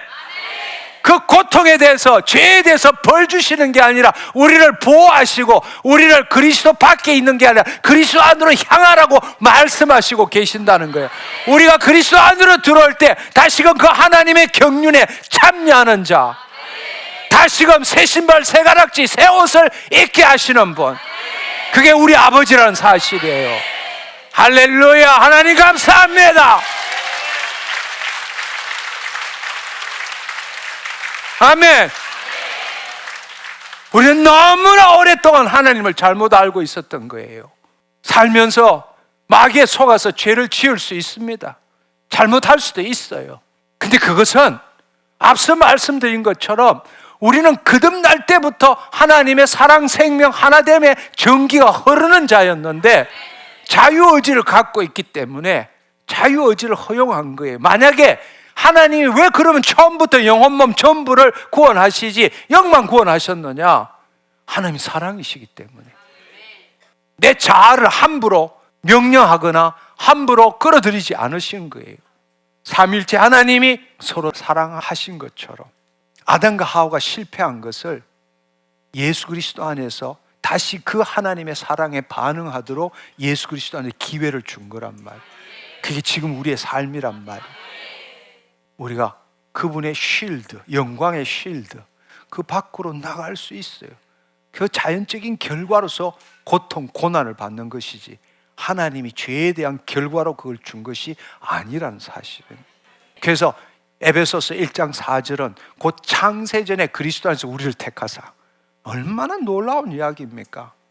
이것을 하나님의 존재적인 주권을 모르고 창세전에 그리스도 안에서 우리를 택하사를 구원받을 자와 구원받지 못할 자를 결정했다고 이렇게 말한다는 것은 너무나 잘못된 거예요. 오랫동안 우리가 이 고통과 고난 속에서 살아온 거란 말이에요. 하나님의 존재적 주권을 모르기 때문에. 이 말씀은 만세 전부터 예정한 것이 누구든지 예수 그리스도를 믿는 자, 여기 있는 것처럼 우리를 택하신다는 거예요. 아멘.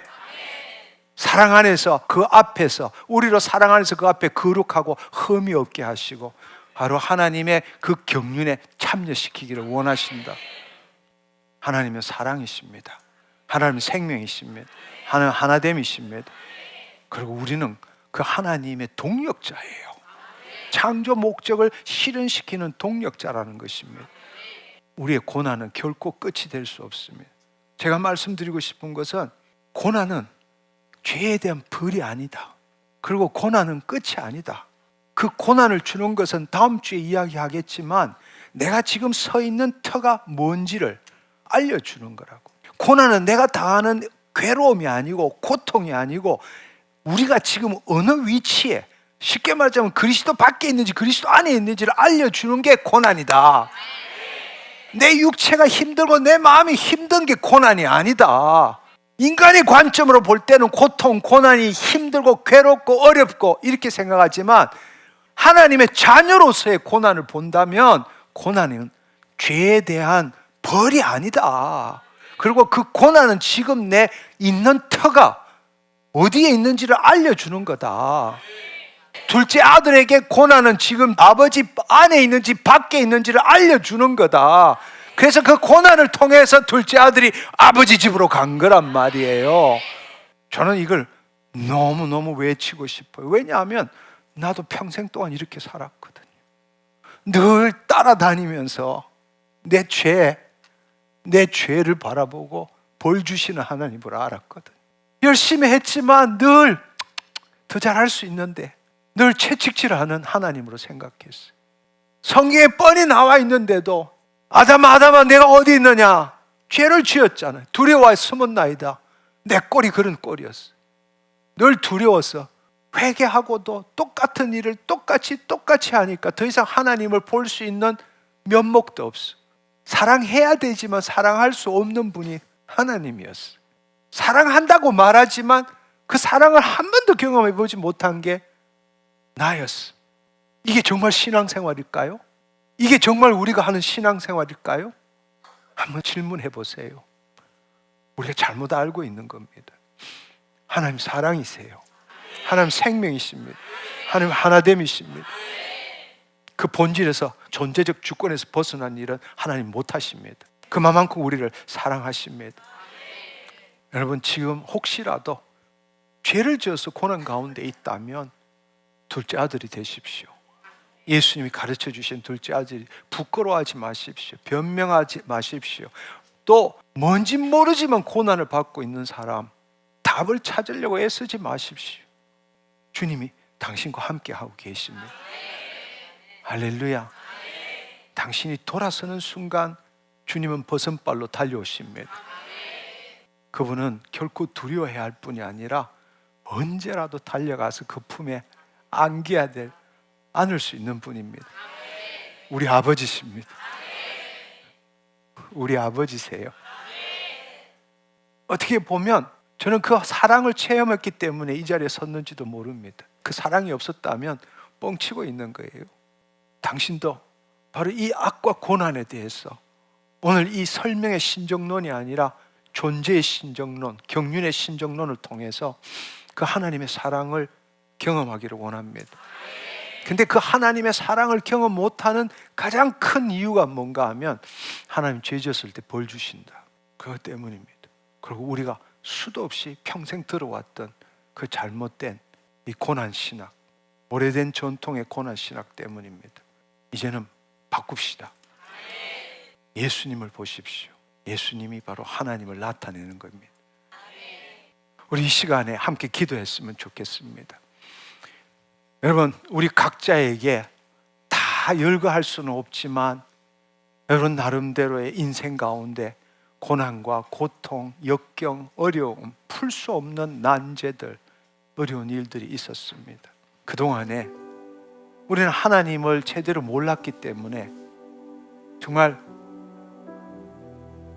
지금까지 전통의 고난 신학에 의해 가지고 질문을 얻기를 원했고 하나님을 심판석에 앉히는 것이 아니라 피고석에 앉혀놓고 신학자들 그들이 변화하는 말로 합리화시켰고 그럼에도 불구하고 답을 얻을 수 없었기에 하나님 앞으로 나아가지 못하고 누구에게도 말하지 못하는 그 괴로움 속에 그 하나님의 사랑을 경험하지도 못하고 살아왔습니다. 그러나 오늘 이 시간에 오늘 이 말씀을 통해서 하나님 누구이신지 사랑이고 생명이고 하나됨이신 하나님을 경험하기를 원합니다.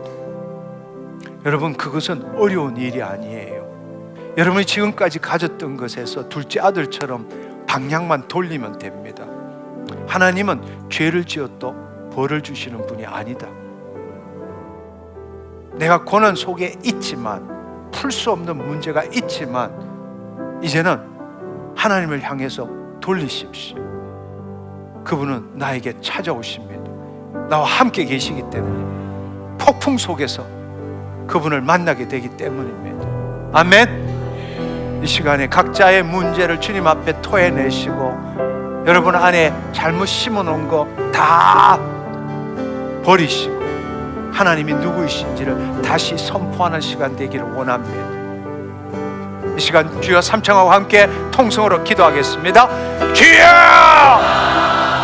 주여! 주여! 주님 감사합니다. 아버지 하나님, 정말 내가 하나님을 몰랐습니다. 내 고난 가운데서, 고통 가운데서 하나님 누구이신지 알지 못하고 주님 괴로워해요. 자신을 정죄하고 앞으로 나아가지 못했습니다. 그러나 오늘 이 시간을 통해서 하나님은 죄를 지어 벌을 주시는 자연적 당연한 기계를, 그리고 그 고난 속에 있더라도 주님이 나와 함께 계시고 나의 출발지를 바꾸기를 원하신 것입니다. 너의 작은 지름에도 응답하시니 너는 어느 곳에 있든지 주를 바라고 주만 나 우리가 가져왔던 잘못된 신앙, 오늘 시간에 내려놓습니다. 사랑의 눈으로 너를 어느 때나 바라보시고 하나님 인자 비로소 언제나 너에게 기울이시니 어두움에 밝은 빛을 비춰주시고 너의 작은 시름 응답하시니 너는 어느 곳에 있든지 주를 향하고 주만 알아볼지라.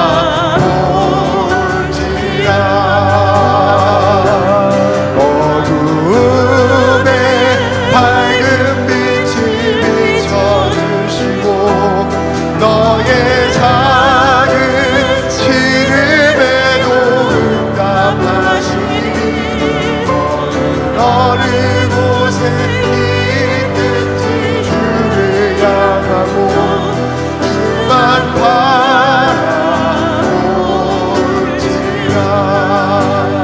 오랜 세월 동안 설명의 신정론에 사로잡혀서 고통 가운데 계셨던 분, 일어서서 기도하시기를 바랍니다. 일어서서 기도하시기 바랍니다.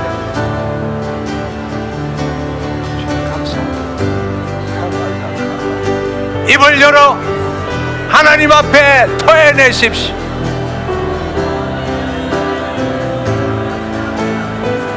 하나님 앞에 당신의 마음을 토해내십시오.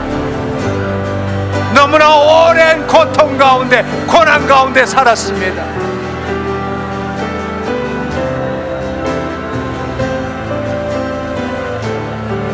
죄 때문에 벌 받는 것으로 착각했습니다. 나의 죄라고 착각했습니다. 나의 잘못이라고 착각했습니다. 이 고통과 이 고난이 당연한 것이라고 생각했습니다. 내가 짊어져야 될 죄값이라고 생각했습니다. 다 토해내십시오. 그것은 진실이 아닙니다. 그동안에 잘못 알고 살아왔던 것입니다.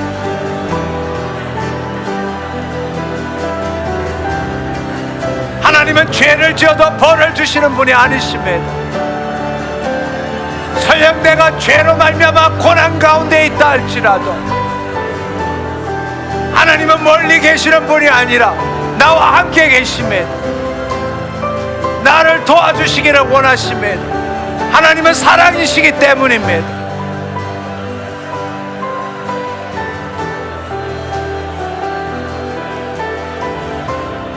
오, 주님 감사합니다. 성령님 임하시옵소서. 이 시간에 하나님의 사랑으로 임하시옵소서. 하나님, 이 시간에 하나님의 사랑으로 임하시옵소서. 하나님, 간절히 기도하는 자에게 이 시간 말할 수 없는 하나님의 사랑을 부어주시옵소서. 하나님의 사랑을 부어주시옵소서.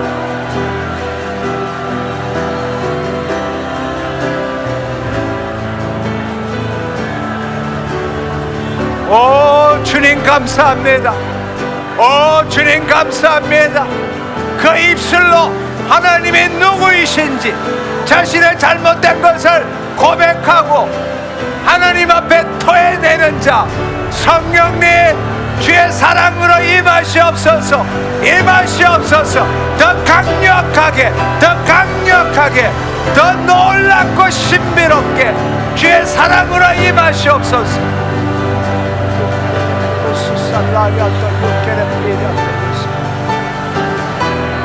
주의 사랑으로 자유케 하여 주옵소서. 묶임에서 해방받게 하여 주옵소서. 그 마음이 자유케 될지어다. 그 하나님의 사랑으로 그 심정과 그 마음이 자유케 될지어다. 해방받을지어다.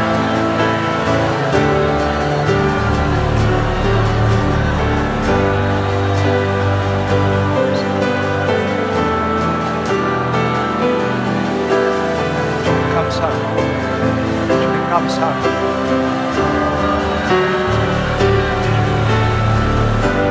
입을 열어 토해내십시오. 묵상하지 마시고 잘못된 걸 토해내세요. 주님께 드리십시오. 토해내시고 주님께 드리십시오. 그동안 하나님을 잘못 알아왔던 것 회개하십시오. 하나님은 사랑이십니다. 하나님은 생명이십니다. 하나님은 하나 되십니다. 지금도 하나님은 우리에게 그것을 주기를 원하십니다.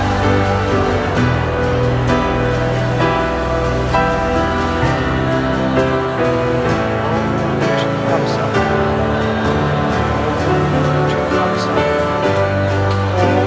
주님 감사합니다. 주님 감사합니다. 주님 감사합니다. 주님 감사합니다. 감사합니다. 주님 감사합니다. 할렐루야. 주님 감사합니다. 주님 감사합니다.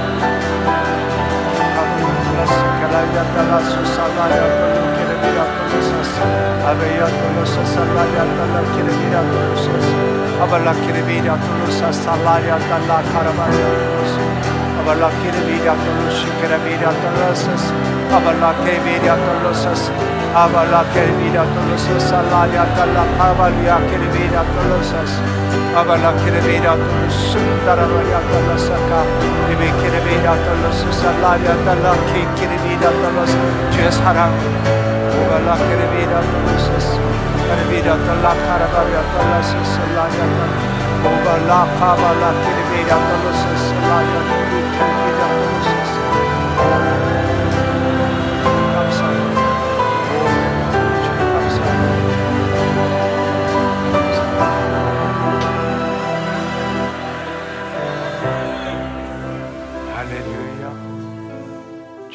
감사합니다.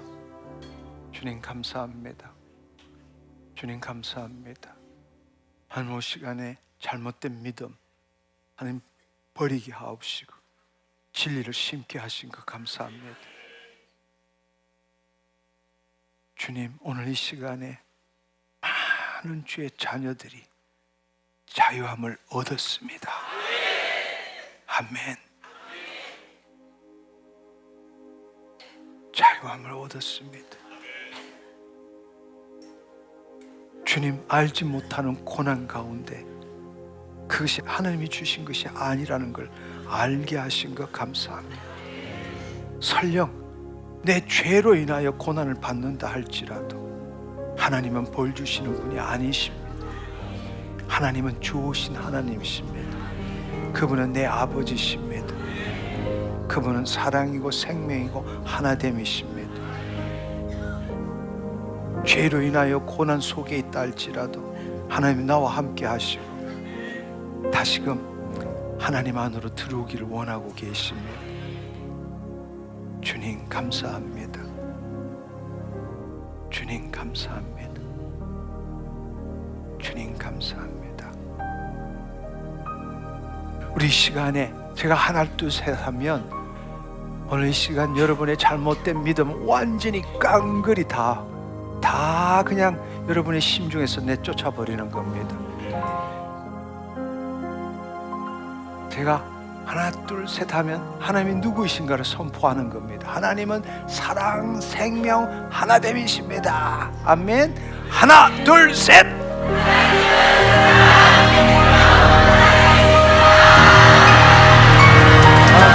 아멘, 아멘. 두 번째입니다.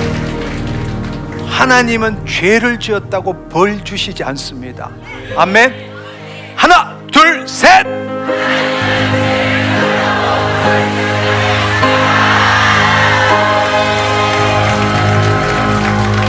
마지막으로 세 번째. 나는 예수 그리스도 안에서 자유합니다. 하나, 둘, 셋.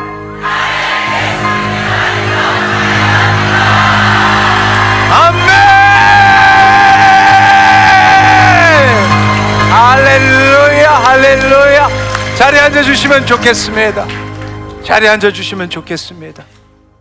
여러분, 오늘 이 시간을 통해서 여러분의 마음의 문제들, 이 마음의 묶임들도 다 떠나가고 그곳에 또아리를 틀고 있던 악한 영도 떠나가고 여러분이 가지고 있는 두려움과 죄책감, 수치심 때문에 여러분의 육신의 질병도 많은 질병들이 지금 치유되기 시작했습니다. 아멘. 아멘. 무릇 지킬 만한 것보다 내 마음을 지키라. 모든 생명의 근원이 이에서 남이니라. 아멘. 우리의 그 심중이 잘못되면 결국 우리의 육신에도 영향을 미칠 수밖에 없습니다. 할렐루야. 그래서 오늘 여러분 이제 돌아가셔서 다음 주까지 여러분 또 같은 일들이 여러분 앞에 나타나게 될 것입니다. 고난이 나타나게 되고 또 어떤 문제들 때문에 여러분 마음속에서 또 이런 일들이 일어나게 될 것입니다. 일주일 동안 영적 전쟁을 벌이시기를 바랍니다. 아멘. 그럴 때마다 여러분 문제가 있을 때마다 문제를 떠올리지 마시고 여러분 내가 지금 어떤 하나님을 떠올리고 있는 거지? 내가 어떤 하나님을 떠올리고 있는 거지? 한번 생각해 보십시오. 할렐루야. 네. 내가 지금 도대체 어떤 하나님을 떠올리고 있는가? 문제가 뭐든 간에 내가 죄를 지었든 안 지었든 그 고난 속에 있을 때에 여러분이 질문해야 될 것은 왜가 아닙니다. 우리는 평생 동안 왜로 살아온 거예요. 이제는 왜가 왜이 돼야 됩니다. 무슨 말인지 이해하시겠어요? 아멘. 왜가 아니라 왜 그냥 여러분이 토해내야 합니다. 나 어떤 하나님을 떠올리고 있을까? 그러면 욥 친구들이 말하는 하나님인가? 아니면 예수님이 말씀하시는 하나님인가? 아멘. 아멘. 예, 여러분들이 죄를 짓고도 여러분이 그래도 나 하나님의 자녀야 이 뻔뻔함이 있어야 합니다. 이게 하나님의 자녀의 능력이라고. 아멘. 아멘. 그러면 여러분 이렇게 생각할 수 있어요. 내가 죄를 지어도 벌 안 준다면 하나님의 은혜를 더 누리려면 죄를 더 지어야 되겠네. 바로 그게 로마서 6장 1절 2절의 말씀이에요. 그건 안 주고 본 놈이 한 거라고. 하나님의 사랑을 체험 못한 자가 그 이야기를 하는 거예요. 그러나 정말 하나님의 사랑을 체험한 자라면 하나님의 은혜를 누리기 위해서 죄를 더 짓는 그 어리석은 삶을 살지 않습니다. 그리고 여러분이 죄를 짓고도 그래도 나 하나님의 의야라고 여러분들이 그곳에 묶이는 게 아니라 하나님이 나와 함께 계시는 하나님께 방향을 전환할 때 그 하나님이 나를 붙들게 되는 것입니다. 아멘. 그때는 하나님 안에서 그걸 볼 때는 더 이상 하고 싶지 않는 거예요. 내가 거짓자로 있기 때문에 결핍이나 부족이나 탐욕에, 시험에, 유혹에 걸려들어서 그 죄를 짓는 거지, 그리스도 안에 있다면 더 이상 그것이 먹음직스럽고 보암직스럽고 탐스럽지 않게 된다는 이야기예요. 하와도 처음부터 선악과가 보암직스럽고 먹음직스럽고 탐스럽지 않았어요.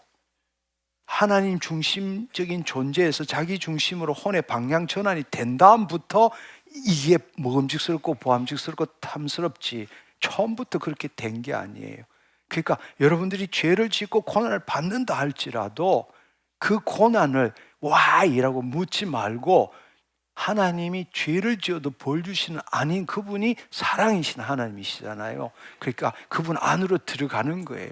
그래도 나 하나님의 자녀야, 그래도 나 하나님의 어야, 그 안에 있으면 더 이상 그 죄를 짓고 싶지 않게 된다는 이야기.